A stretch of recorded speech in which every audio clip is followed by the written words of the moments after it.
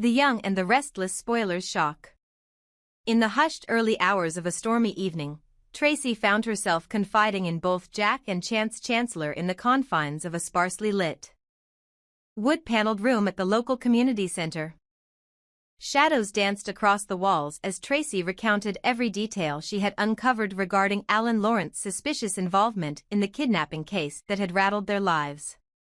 Her voice trembled with both fear and determination as she declared, "I think those messages are very suspicious." Her words, heavy with implication, set the tone for the discussion that followed.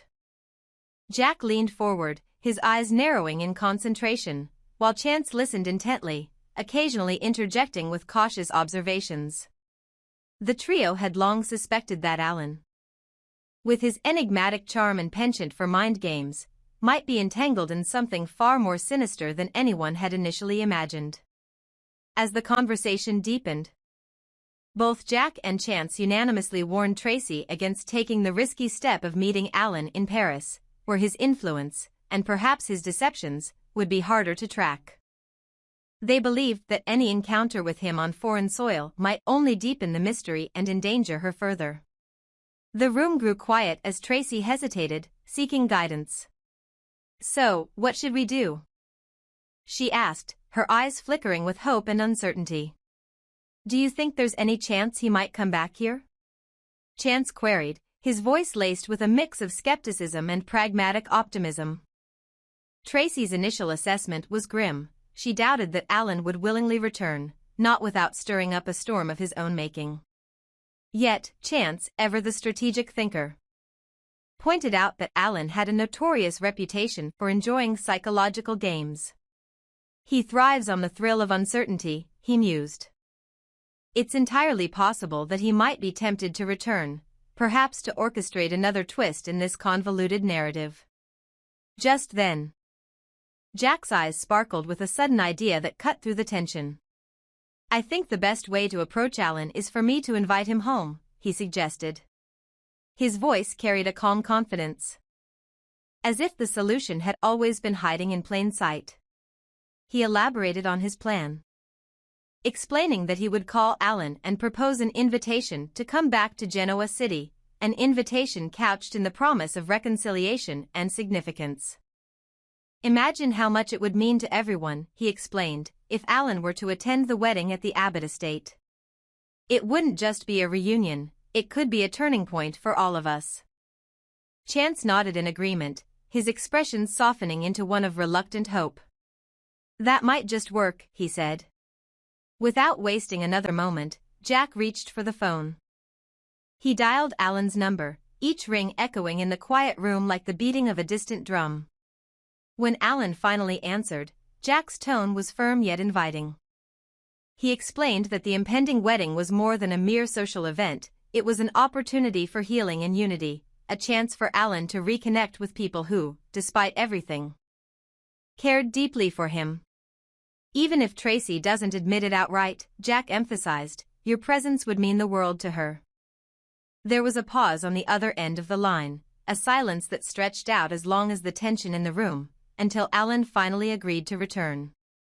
Jack's relief was palpable as he thanked him and hung up the phone, the weight of uncertainty momentarily lifted from his shoulders.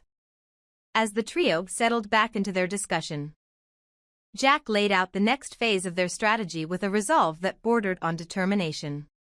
"Our next goal," he declared, "is to find out who Alan really is, once and for all."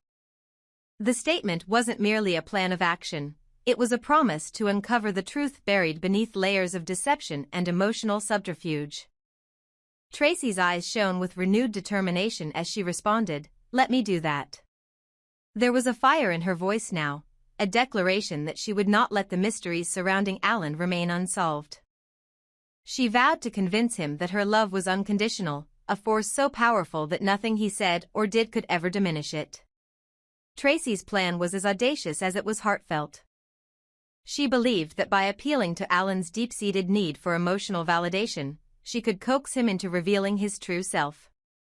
Her strategy was not about manipulation. It was about breaking through the carefully constructed facade that had long shielded him from vulnerability. "Alan, my love for you is unyielding," she would say, her voice soft yet resolute. "So much so that even the darkest secrets can't tear us apart." It was a message of absolution and hope, a final appeal to a man who had mastered the art of evasion and mind games. The meeting had been a turning point. Jack's pragmatic invitation to Alan was designed not just to bring him physically back to Genoa City but to create a scenario where the truth could no longer hide in the shadows. And for Tracy, the emotional gamble was as daunting as it was necessary. She understood that by laying bare her unconditional love, she was risking heartbreak. Yet the possibility of a genuine connection was worth every ounce of vulnerability. As the evening wore on and the storm outside began to subside, the three of them felt a cautious optimism. There was a sense of impending change in the air, a shift that promised to peel back the layers of mystery that had long shrouded Alan Loron. The plan was set in motion, and every move was calculated to bring them closer to the truth. They knew that the road ahead was fraught with uncertainties and potential heartbreaks, but also with the promise of redemption and the possibility of healing old wounds. In the days that followed, Genoa City buzzed with quiet anticipation. The Abbott estate wedding was not just an event on the social calendar, it was a symbolic gesture of unity, a beacon of hope amid the chaos. Everyone from longtime residents to distant acquaintances felt the ripple of change that was about to sweep through their lives. Jack, Chance, and Tracy prepared themselves for the emotional showdown that lay ahead, a confrontation not only with Alan but with the very secrets that had been buried for far too long. Tracy, in particular, was the epitome of courage. Every interaction with Alan from that point forward was a battle between past grievances and the unyielding hope of reconciliation. She understood that love, in its most sincere form, required vulnerability, and that sometimes the most formidable adversary was the fear of being hurt. Yet, she was willing to risk it all, her pride, her heart, and her carefully constructed world, to reach the truth. The narrative that was unfolding in Genoa City was a tapestry of intertwined lives, fraught with betrayal, mystery, and above all, a relentless search for authenticity. Alan Lawrence's return was just the beginning. It was a catalyst that would force each character to confront their deepest fears and desires. In a world where appearances were deceiving and trust was hard to come by, the promise of unconditional love was both a weapon and a shield. As the Abbott estate wedding loomed closer, the stakes grew higher. With each passing day, the trio's resolve hardened. Jack's methodical approach, Chance's cautious optimism, and Tracy's passionate determination formed a formidable alliance against the shadows of deception. Their quest was not just to expose Alan's true identity but to understand the layers of his persona that had driven him to orchestrate a web of lies and half-truths. In the end, it was not just a matter of solving a mystery, it was about the transformative power of truth and love. Whether Alan's return would mend old wounds or reopen new ones was yet to be seen. But one thing was certain, the journey toward redemption was as unpredictable as it was inevitable. And for Tracy, Jack, and Chance, that journey was just beginning, a journey where the past, present, and future converged in a dance of light and shadow, revealing that even in the midst of darkness, there is always a spark of hope waiting to be ignited. This narrative not only captures the essence of the plot details you provided but also deepens the characters' emotional landscapes and motives, creating a vivid, multi-layered story that blends suspense, strategy, and heartfelt determination into a compelling tale. In the soft glow of an autumn afternoon, the park was unusually quiet, an ideal backdrop for what would soon become a storm of emotions. Phyllis, known for her unyielding standards and keen eye for betrayal, confronted Billy Abbott beneath a canopy of ancient oak trees. Her voice, tremulous with a mix of anger and disappointment, rang out across the winding paths. "Billy, you've let me down once again," she declared, her tone sharp enough to cut through the crisp air. The subject of her ire was not merely a personal grievance. It was the betrayal of trust connected to Abbott Communications, a company that symbolized new beginnings for Billy, now seemingly tarnished by his recent actions. Billy's brow furrowed as he struggled to justify himself. He knew that his recent missteps were not entirely his own fault, for behind the scenes, Aristotle Dumas had played a role that few understood. In a series of calculated moves, Aristotle had exacted his revenge on Billy, right in front of his eyes, casting doubt on the sincerity of Billy's fresh start. Phyllis could not fathom why anyone would sabotage Billy's opportunity, especially when the stakes involved not just business success but also personal honor. The conflict deepened as Phyllis demanded answers. What's Aristotle's angle? Why would he turn against Victor and then hand over the Prime Minister's role to you? She pressed, her eyes searching Billy's face for any trace of honesty. But Billy, guarding secrets as fiercely as he guarded his reputation, refused to divulge Aristotle's true motive.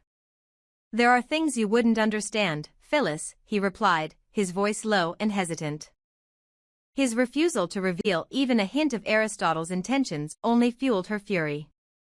Unable to let the matter rest, Phyllis retreated from the confrontation with a storm of unanswered questions raging in her mind. That evening, back in the solitude of her study, she turned to the digital world for answers. Typing Aristotle Dumas into the search engine, she was met with a baffling anomaly. Not a single photograph or credible image surfaced. Every attempt to uncover his identity online ended in a frustrating dead end. The virtual absence of any visual record was unlike anything she'd seen before, leaving her to ponder the enigma of a man who seemed to exist only through whispers and shadowy transactions. As dusk settled over the city, the unanswered questions about Aristotle Dumas began to intertwine with the memories of earlier conflicts. Who was he really? And why would someone with such a mysterious profile have the power to disrupt lives so profoundly? The mystery of his non-existence in the public domain nagged at Phyllis, igniting her determination to uncover the truth behind his calculated interventions in the lives of those around her. Later that night, in the modest confines of Billy's well-appointed home, the tension of the day was still palpable. Over a quiet dinner, Billy recounted his harrowing encounter with Phyllis to Sally Spectra, a confidant with an uncanny ability to see through the facades of those in their inner circle. She was livid, Billy admitted, his voice tinged with both regret and resignation. The moment I mentioned Aristotle's name, everything shifted. It wasn't just anger, it was a deep-seated sense of betrayal. Sally's eyes narrowed as she listened, intuitively piecing together the puzzle that Billy's cautious words suggested. Sally, ever the pragmatist, knew that behind every outburst lay hidden truths. With gentle prodding, she coaxed Billy into revealing more. There has to be a reason she reacted that way, Billy. What did Aristotle say to you? Her question hung in the air, laden with unspoken implications. At first, Billy hesitated. He was torn between loyalty to his enigmatic benefactor and the need to trust his friends. However, Sally's persistent yet caring inquiry eventually broke through his defenses. In a low voice, laden with both awe and concern, Billy confessed that Aristotle had recently presented him with an exceptionally lucrative business proposal. It wasn't a mere offer. It was an opportunity that promised to transform not only his financial status but also the future of Abbott Communications. The revelation cast the earlier confrontation in a new light. Billy's refusal to speak openly about Aristotle was not born of guilt or deceit, but rather of a deep conflict between ambition and morality. Aristotle's proposal was a double-edged sword. On one side, it offered the promise of success and renewal. On the other, it came with strings attached, a subtle manipulation that threatened to compromise the very principles Billy had worked so hard to uphold. Sally, processing this new information, warned him gently. Be careful, Billy. Sometimes the lure of a quick fortune comes with hidden costs. You have to consider not only what you gain but also what you might lose. As the night deepened, the conversation between Billy and Sally meandered through themes of loyalty, ambition, and the perilous allure of power. Billy found himself torn between the prospect of a lucrative deal and the potential fallout from aligning with someone as mysterious and unpredictable as Aristotle Dumas. Meanwhile, Sally's measured advice served as a reminder that every opportunity, no matter how enticing, carried risks that were often concealed beneath layers of charm and rhetoric. The narrative that had unfolded over the course of the day was a microcosm of the intricate web of alliances, betrayals, and strategic maneuvers that defined their world. Phyllis's vehement confrontation in the park, Billy's guarded responses, and the perplexing absence of any verifiable image of Aristotle all coalesced into a larger story, one of ambition, mystery, and the complex interplay of personal and professional loyalties. As each character navigated their own internal conflicts and external pressures, one thing was clear. The coming days would demand even greater scrutiny, as the enigmatic figure of Aristotle Dumas loomed larger in their lives.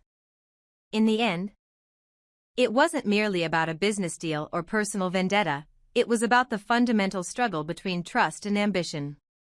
With every secret unveiled and every decision made, the stakes grew higher, and the true test of character emerged. Billy, Phyllis, and Sally found themselves at a crossroads where every choice carried the potential to alter not just their futures but the very fabric of the community they all cherished. The mystery of Aristotle Dumas was far from solved, and as the night gave way to a new dawn, the pursuit of truth continued to weave its intricate tapestry through the lives of those entangled in its design.